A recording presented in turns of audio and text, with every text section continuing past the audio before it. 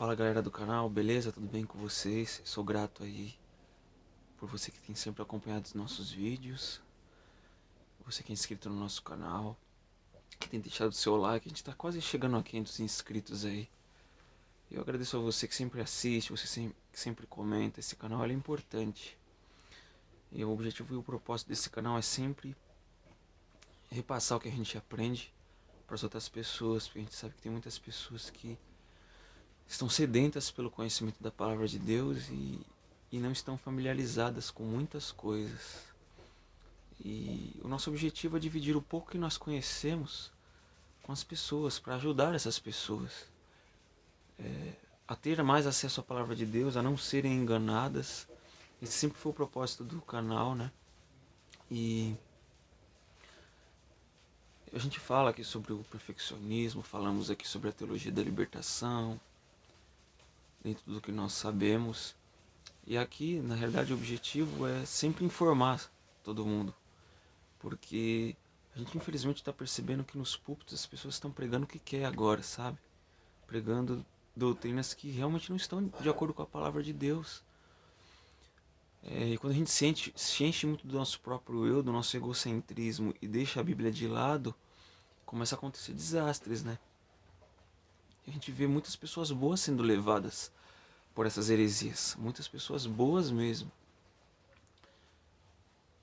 Infelizmente, nem todos ouvem, né? A gente tenta conversar, a gente tenta mostrar, e tem gente que simplesmente não quer ouvir, né? Não quer nos ouvir, quer nos taxar de hereges, quer nos taxar de pessoas que não estão de acordo com a palavra de Deus. Mas tudo bem, é um direito de cada pessoa pensar o que quiser, né? A única coisa que eu peço pra você é que quando você assista esse vídeo, compare o que eu estou falando. Veja se o que eu estou falando está fora da Bíblia ou não. Tá? Não estou aqui para me colocar como uma autoridade suprema, até porque eu estou muito longe disso. Mas esse é o objetivo desse canal, sabe? Às vezes a gente é um pouco enfático na hora das nossas colocações, a gente é um pouco enérgico na hora de fazer algumas colocações, mas isso brota de uma profunda preocupação que eu tenho com a igreja hoje. E Deus nos chama a ter parte na missão. Cada um deve desempenhar o seu papel e Deus chama a todos a pregar o evangelho. Não é só os pastores de igreja, não é só os teólogos, é, também você, dentro do que você conhece, você pode pregar a palavra de Deus. Então nós estamos aqui para desempenhar o seu papel. Você também pode usar os seus talentos e dons. E eu sinto que o propósito desse canal é esse, entende? É claro que é mais do que normal as pessoas, quando a gente quer se colocar a favor da verdade, as pessoas acusarem, as pessoas distorcerem, as pessoas rotularem a gente, mas isso aí já é bíblico. Eu não vou deixar de pregar ao que eu devo pregar aqui, não, por causa disso. Não vou deixar. Por causa que as pessoas dizem isso ou aquilo. Eu tento me firmar na palavra de Deus. E a gente vai falar, no vídeo retrasado nós falamos um pouco aí sobre Ellen White em um dos escritos dela que geralmente é distorcido. Falando que o caráter, quando Cristo voltar, nosso caráter não terá mudança, né? Isso é meio que usado por um perfeccionismo, de que meio que você tem que morrer perfeito praticamente. Realmente não tem nenhuma lógica, né, na utilização desse texto. E eu vou apresentar mais um texto aqui. A gente não vai fazer sempre muito isso, né? A gente sempre fala, Ellen White mesmo fala que o nosso foco maior deve ser na palavra de Deus. Quando você for estabelecer uma doutrina, você tem que firmar na palavra de Deus e não nos escritos dela. Ela fala isso. Ela fala isso. Não firme doutrina nos meus escritos, mas na palavra de Deus. Certo? Então, se você, para defender uma crença, você já se utiliza dos textos dela, ainda que for uma crença correta, você está fazendo errado, conforme o que a própria Ellen White diz. Isso eu não estou dizendo rebaixando os escritos dela, mas geralmente as pessoas pegam os escritos dela e distorcem tudo, sendo que os escritos dela eles estão a serviço da palavra de Deus. Não são algo contra a palavra de Deus. Tem um texto aqui que que diz: que estáis fazendo, irmãos, na grande obra de preparação? Os que se estão unindo com o mundo estão se amoldando ao modelo mundano e preparando-se para o sinal da besta.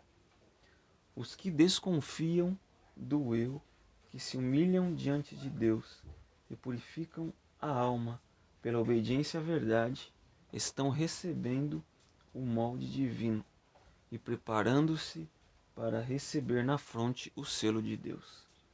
Quando sair o decreto e o selo for aplicado, seu caráter permanecerá puro e sem mácula para toda eternidade.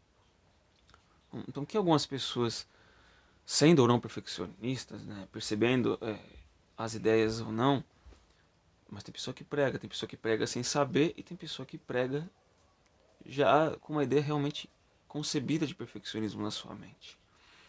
Elas pegam essa parte aqui dizendo: quando sair o decreto e o selo for aplicado, seu caráter permanecerá puro e sem mácula para toda a eternidade. Então o que eles pegam e falam? Olha, aqui Ellen White está defendendo então que quando o selo de Deus for aplicado, quando o fechamento da porta da graça acontecer, cada um for selado já, o selo de Deus e o selo do mal, né?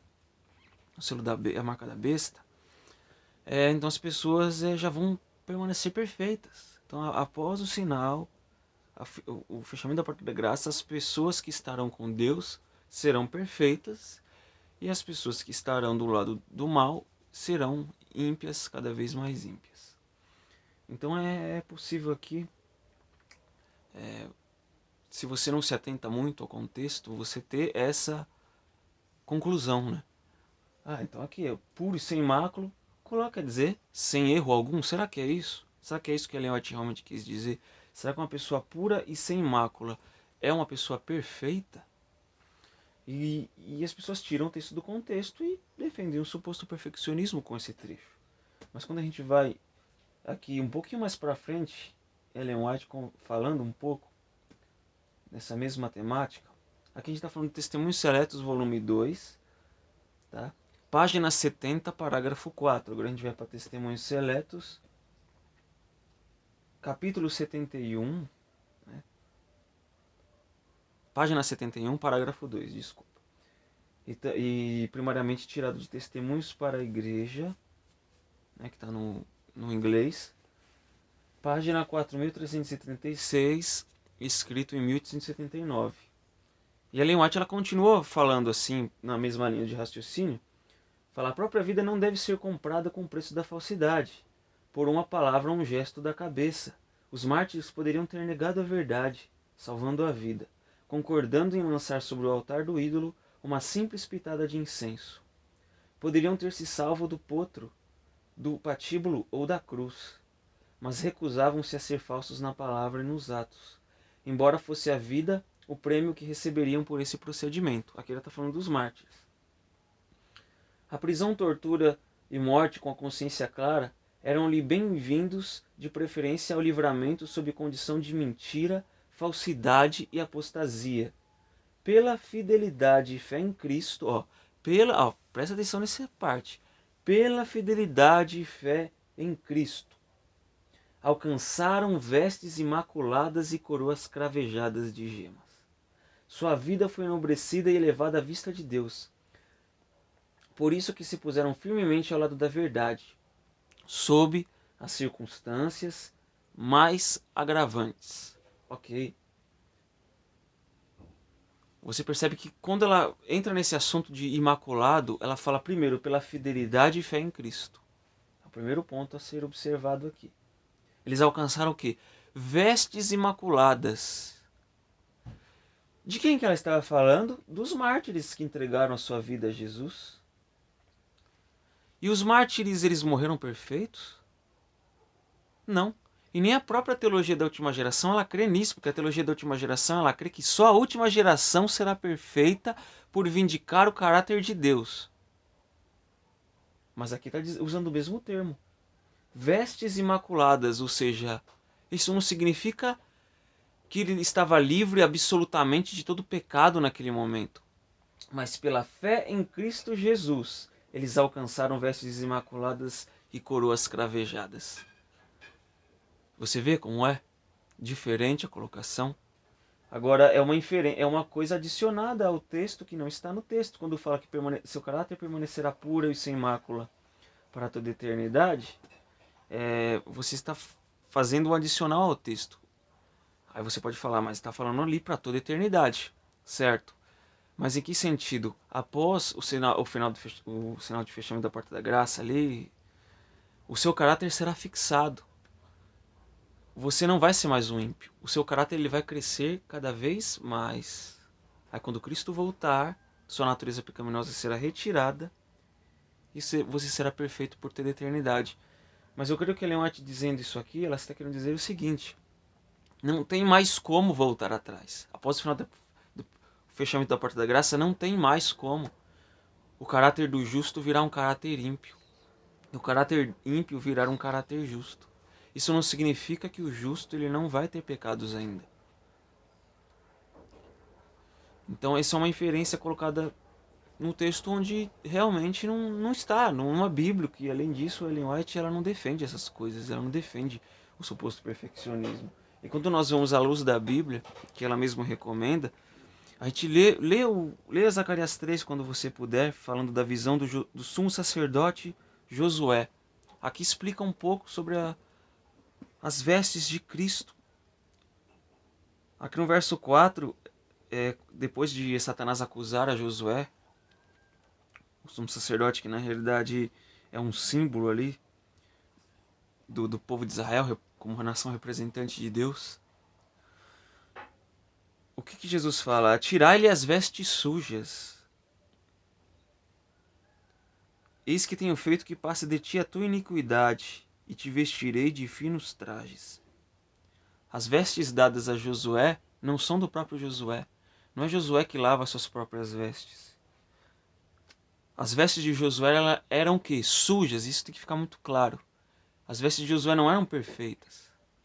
O caráter de Josué não é mudado por ele mesmo, mas é o caráter de Cristo que toma o lugar do caráter dele. Tirar essas vestes sujas, é assim que Cristo olha para mim e para você. Somos sujos pelo pecado nesse mundo. Então Jesus ele olha para mim e para você e fala: vou tirar as vestes sujas e vou colocar vestes limpas. Essa é a justificação.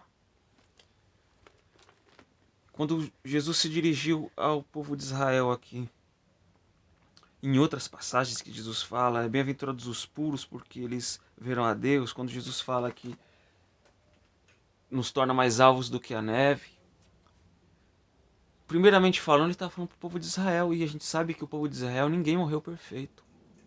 Ninguém morreu perfeito, sem erro nenhum. Então, somos imaculados pela graça de Cristo. A justiça de Cristo toma a nossa justiça, porque nossa justiça não é suficiente. Nossa justiça não é suficiente para nos salvar. Por isso que precisamos da justiça de Cristo. Então, quando o Ellen White fala de após o decreto almas puras e sem mácula, não significa que logo após o decreto nós estaremos sem pecado algum, mas significa que a justiça de Cristo ela vai tomar parte de nós por toda a eternidade. E o nosso caráter nunca mais se tornará um caráter ímpio. Não tem como mais você mudar de lado. Não há mais jeito. Depois do fechamento da porta da graça, ou até depois da sua morte também, não tem mais como mudar de lado. Já era. Seu caráter está fixado para toda a eternidade. Quando a palavra de Deus ela fala ali que o santo continua a santificar-se e o ímpio continua a se contaminar, você vê que expressam uma continuidade no verso. Se o verso expressasse perfeição de caráter, ele não falaria isso. Não. Depois que o justo seja justo absolutamente sem pecado algum, e que o ímpio seja ímpio absolutamente. Não é assim que o verso fala. Fala, o santo continua a santificar-se. Agora, se a pessoa ela consegue uma perfeição absoluta, por que ela precisa se santificar ainda mais? Por que precisa melhorar algo que já atingiu seu estágio máximo? Essa é uma pergunta interessante para ser feita. Até na eternidade, quando formos perfeitos diante de Deus, nós não teremos sempre que aprender do amor de Deus? Então nossa vida será um constante desenvolvimento pela graça de Cristo. Nós sempre teremos o que crescer, até mesmo na eternidade, quando não tivermos mais pecado. Nós teremos sempre o que aprender com Cristo. Então que Deus abençoe a todos. Vamos continuar aí gravando mais vídeos, falando sobre outros assuntos também. Tem vídeos que eu estou devendo para as pessoas aí, para os meus inscritos.